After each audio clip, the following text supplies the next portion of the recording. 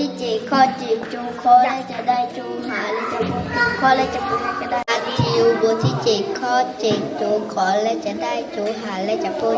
จูข้อและจะปือให้แก่ท่านมัทธิวที่เจข้อจีบจูขอและจะพูดจูข้อและจะให้แก่ท่านมัทธิวที่เจข้อเจจูขอและจะได้จูหาและจะพูดจูข้อและจะปือให้แก่ท่านทิวที่เจข้อเจจูขอและจูข้อและจะปือให้แก่ท่านมาถึงข้อจิตจุกจะได้จุกจุกเที่ยวจะเจข้อจิตจุกจะได้จุกให้กินได้มัทธิวบทที่7ข้อ7จงขอและจะได้จงหาและจะพบจงข้อให้และจะเปิดให้แก่ท่านที่7ข้อ7ขอและจะได้จงขอจงหาและจะพบจงขอและจะเปิดให้แก่ท่านมัทธิวที่7ข้อ7จงห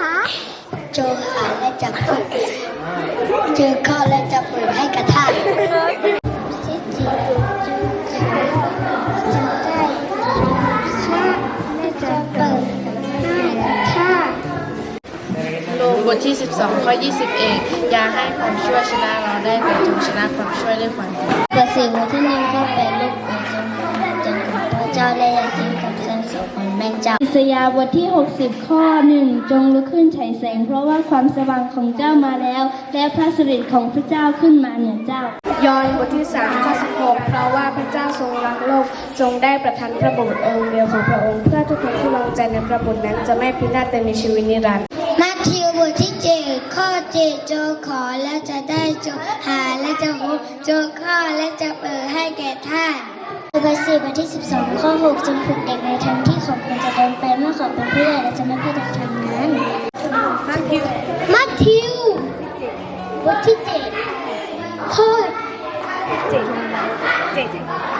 อ7จงหาจงขอและจะได้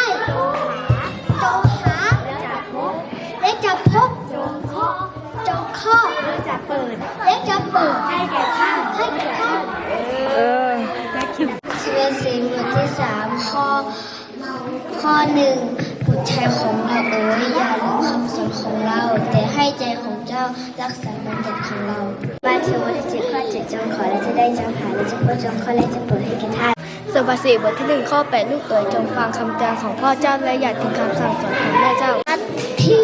บทที่7ข้อ7คนขอและจะได้จงหาและจะพบจงขอและจะเปิดให้แก่ท่าน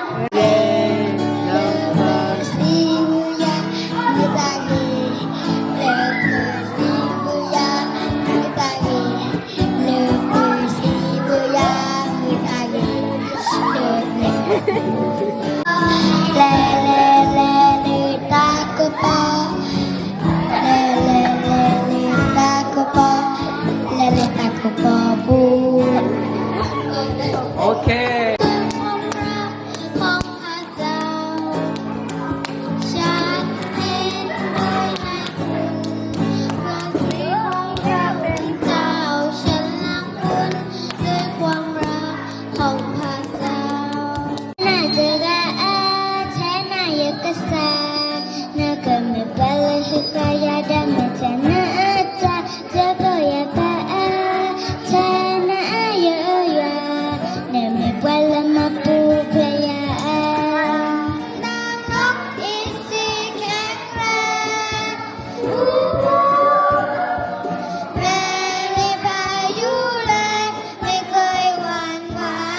ไม่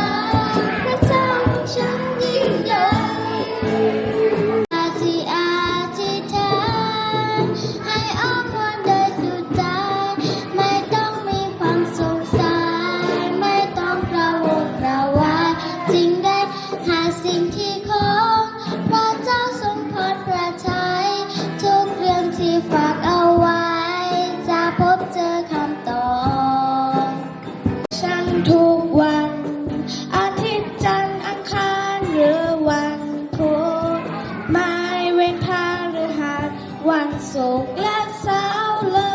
ย จะแดดร้อนหรือวันหนาวเย็น พระเจ้าเป็นกำลังเมื่อฝนมารักฉันทุกเวลาไม่เคยทิ้งฉันไปไม่ได้เห็นแก่สิ่งของที่เรามองเห็นอยู่ แต่เห็นแก่สิ่งของที่เรามองไม่เห็นเพราะว่าสิ่งของที่มองเห็นอยู่นั้นเป็นของไม่ยั่งยืนแต่สิ่งซึ่งมอง